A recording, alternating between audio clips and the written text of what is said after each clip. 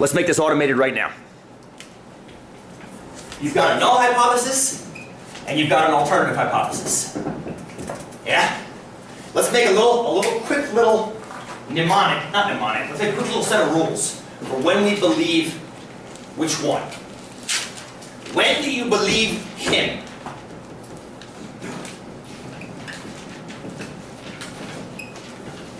When do you believe what's in the null? When your p-value, Kayla? Careful, is bigger than 5. Yeah. Now we'll come back to y in a second. Come back to y in a second. When do you believe the research? When it's smaller. Yes, you believe this guy.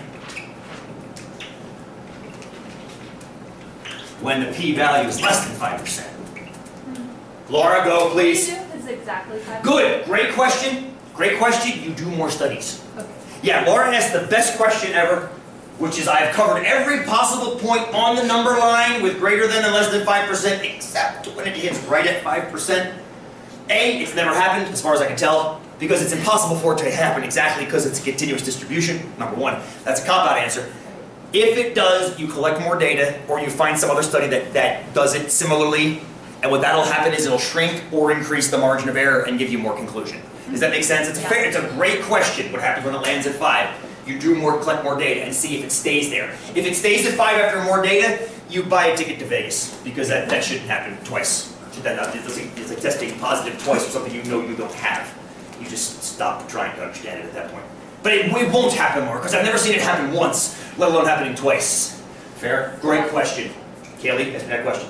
So, with the one we just did, we believe the null hypothesis Yes. is 13%. So it's more than 5. It's more than 5%, exactly. Yeah, and remember, and this is one of those things, you're probably going to think, duh, yeah, rule. But the 5% is 0.05. Right. And I've seen students, and I think it's just because you guys get you're so much in your minds right now between work and families and life and other classes. So many people will write 0.5 as 5%. Not realizing that 0.5 is completely inconclusive. If you guys landed at 0.5, that would mean you averaged exactly 3 inches, and you would have shaded exactly half the curve. Does that make sense? In a one-tailed test, in a two-tailed test, you would have, yeah. So that's easy to let that slip in your mind. Now, back to what Kayla said. Why is it? Why is it that we either believe the null when p is bigger than 5, or believe the research when p is less than 5? Why the cutoff? Why is the less than probability triggering the alternative? Who remembers the reasoning for this? You gotta go back about 2 weeks for the answer to this one. Remember why? It might help you in your mind to think about what a p-value is. What a p-value is. While you're thinking, I'm going to write down something over here. What is a p-value? What are you actually measuring with a p-value? Probability that value belongs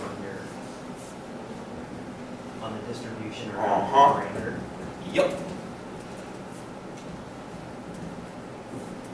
You got it, Will.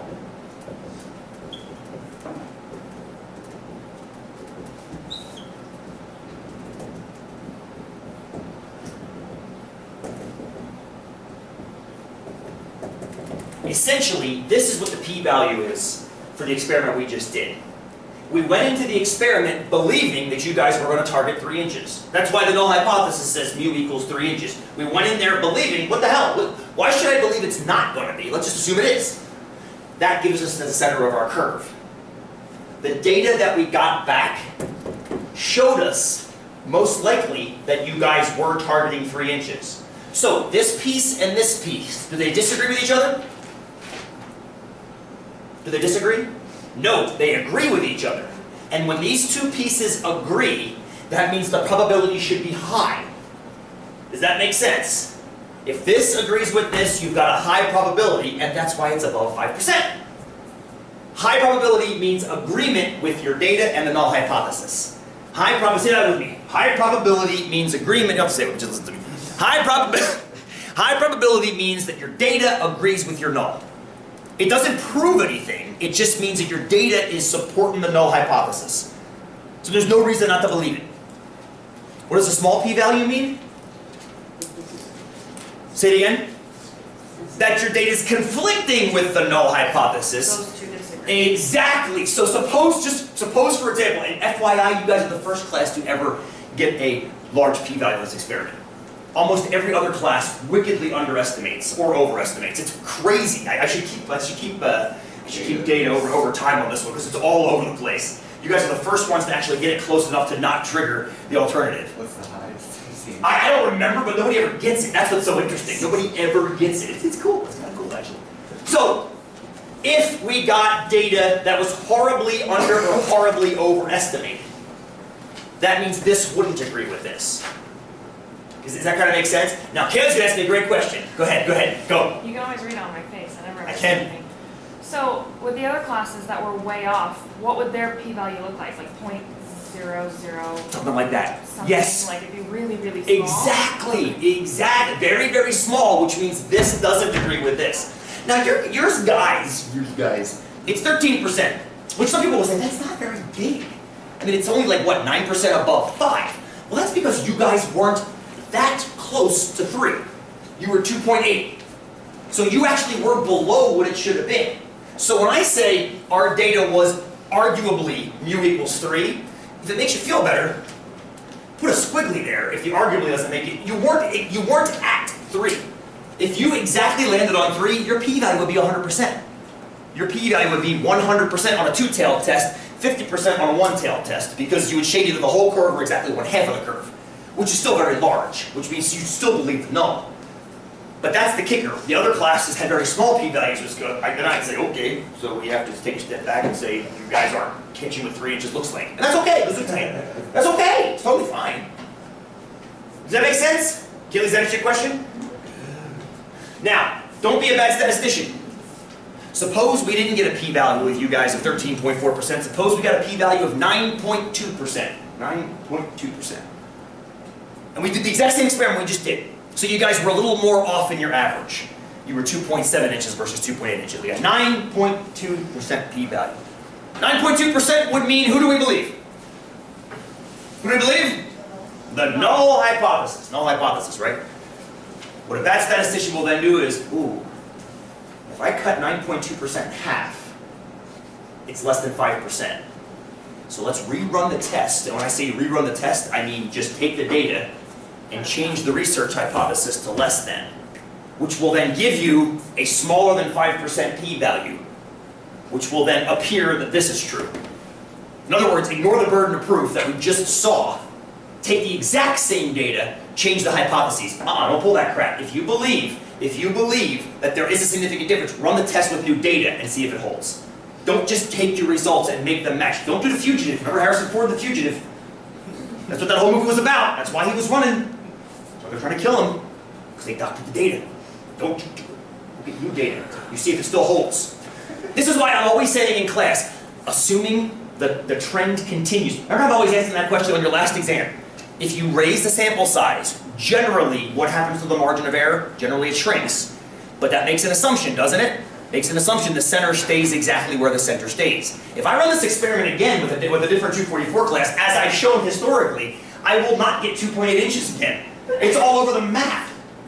You see what I'm getting at? So trying to prove a claim about a universal population by manipulating one simple data set containing 26 people is, well, it's living in sin. Why is it manipulating data and not just asking a different question? Like, say you... It is. Well, it is asking a different question, but the trick is, remember what you're testing. You're testing the population of all those who are measuring 3 inches, right? If you take your study alone, take the data again and cut half of the p-value off just to get it below 5, it's basically arbitrary. If you believe there's a significant change, go get more data and see if it still holds up. I get what you're saying. I get what you're saying, and it is a fine line, and it's somewhat arbitrary for me to get this upset about it. I get you. But the trick is that with 28 people, or whatever we have in here, if I've seen, and part of this is saying because I've seen result after result showing the contrary, I get one data set that now is showing something that might be construed as close enough to this side, and then I manipulate it by cutting it in half. You see what I'm getting at now? It's more like the art of it than the science of it. There's nothing wrong with the science of it because it's mathematics. I mean, it's arguable. It's not arguable. It's the way it is. It's zeros and ones. But the fact that I've seen so many other data sets that don't show it, and then this one, if I was able to manipulate it to show it one way, it's like Jared and Subway. I've seen people go in a Subway for years and years and years and staying exactly the same, and then they have Jared the outlier in the commercials. You see what I'm getting at? And then emphasizing the outlier to make a generalization. So it's kind of like, because I know the results of previous studies over and over again, I know that manipulating one data set to make it look the other way. Is that an okay answer? Yeah, but if historically you've seen your 244 classes underestimate Yes. 3 inches, Yes. you're totally comfortable asking that question. That's different, right? Because that's replication of the same result. My point is, you guys are the first ones to ever get close. They're usually all over the board. So knowing that, or, now, of course, this is kind of dumb, because this isn't the kind of experiment you guys are going to do in the field when you take on your careers. But what will you do on your careers? You'll read research journals that have been published. And you'll see results upon results upon results. How many of you guys, natural resources, anybody natural resources? Have you guys done the Pilot Butte thing yet? Where you do the vegetation on Pilot Butte? I think you've done it, Will. A couple of you will. You go and you measure north and south side Pilot Butte to see what the vegetation looks like. That experiment gets replicated almost every year by the forestry department, right? And the results are very, very, very similar. If the kids go out there once, and I think, correct me if I'm wrong, the north side gets more erosion than the south side? Is that the claim? I don't remember. Is that it, Jack? So, most north sides Heavier erosion because is it moisture? I don't remember. Let's just make something up. Just wait. Let's say the north side shows more erosion than the south side because I'm an idiot, and let's just make a claim that we see over and over. And so Brett, or whoever's running the experiment, sees that year after year after year. And he wants to publish something really badly. Brett doesn't want to do this, he's a great guy. But he wants to publish something really badly. And then one group of kids gets one set of data that shows south side erosion is heavier than north side erosion. Right? Do you publish that? I mean, you can, but it doesn't stand up when you mix it into the mix of all the other studies. It's an outlier result. That's what I'm getting at, is that if you find something interesting, that's a new way of looking at something, that's different than running the same experiment and getting the 95%, 5% boom like you guys did in your project. You don't want to report on the 5% unusual cases like Jack, you're 75%. Right? Well, actually, you're on the quiz, but whatever. Somebody's going to get 75% on that project at some point. The trick is, if you have no other comparison, then report it. But if you've seen results that are showing a trend over time, same experiment, and then I get this, I have to kind of look at it and be like, well, that's just kind of the unusual of it. Does that make sense, Will? It's a great question, and it's almost an art question versus a science question. There's nothing wrong mathematically with doing exactly what you said, except for the fact that I have previous information about the rest of the data sets. That's what makes it a little bit different.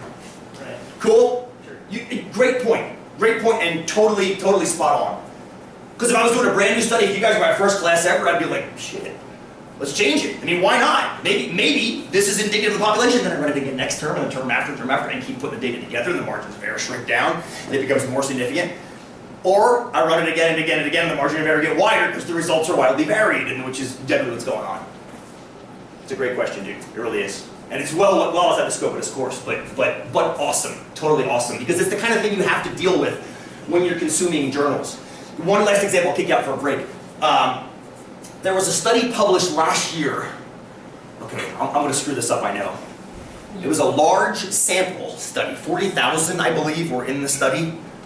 And it was finally a study that showed multivitamins reduced cancer rates. Okay, this is one of those things that's been in the news for decades. Multivitamins, their effect on cancer rates. Guess what? There is none. I mean, that's what every study has shown. Every study has shown that multivitamins do not do anything. They don't change cancer rates. It's not like green tea has been shown in Asian populations to reduce breast cancer rates. One study came out last year that showed exactly the opposite. It said after, and it was a long, like 40,000 people over like the course of 20 years. It's a ridiculous study. Holy crap, that's amazing. And I did believe the study. The problem was, all 40,000 people in the study were medical doctors.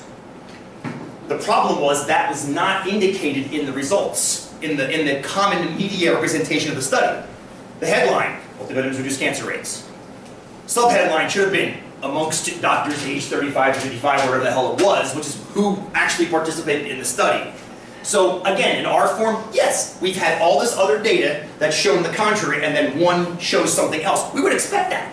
We would expect that. Definitely, I'm torn with that one, because I can call it an outlier data set, but no studies have ever been done just on doctors before. So maybe it's not an outlier data data set. Maybe for doctors they actually do for some other reason that we're missing. That's where it becomes an art form almost. And that's why this course is a little bit fictitious, because I supply you guys with data, or we collect very, very fun data in class that we do. Analyzing the data is almost more important than the test you're doing to the data, to make sure that your data isn't hiding something else. That's a long ass answer to your question, well, I apologize. Thank you. No, it's great, it's a fantastic question. And the reason I said it's outside the scope of the course is because it's all about sampling methods and what you're actually collecting. Once you got the data, what we do is almost a foregone conclusion, isn't it? You get your data, you plug it into the machine, you interpret.